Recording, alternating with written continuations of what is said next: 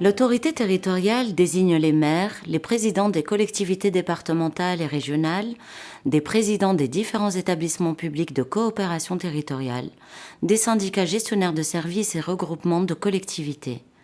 Elle désigne également des agents publics ayant reçu délégation de pouvoir et de responsabilité sur la base des 3 critères jurisprudentiels de l'autorité, de la compétence et des moyens.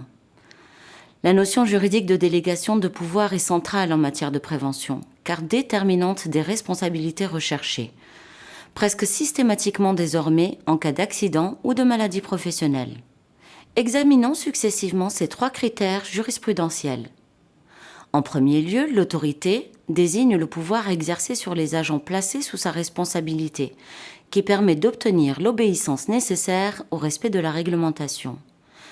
Elle doit se traduire par un véritable pouvoir de décision qui implique prescription, sanction et indépendance. La compétence désigne, selon la jurisprudence, la connaissance ou la capacité à connaître du délégataire, son niveau de salaire, le nombre d'agents sous ses ordres, l'étendue des missions confiées. Enfin, le délégataire doit disposer des moyens humains d'action, techniques, budgétaires, etc. Ces conditions cumulatives, on le voit, sont strictes.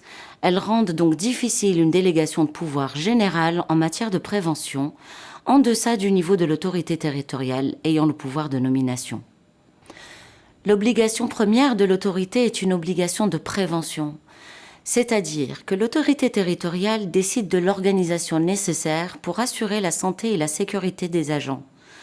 Par, dans un premier temps, la définition de l'organisation des services et des postes de travail en santé et sécurité. Dans un second temps, la mise en place des agents en charge des fonctions de prévention, délégation d'une partie de ces pouvoirs aux acteurs. Et dans un troisième temps, l'établissement du plan de prévention, de l'évaluation et de la traçabilité des risques.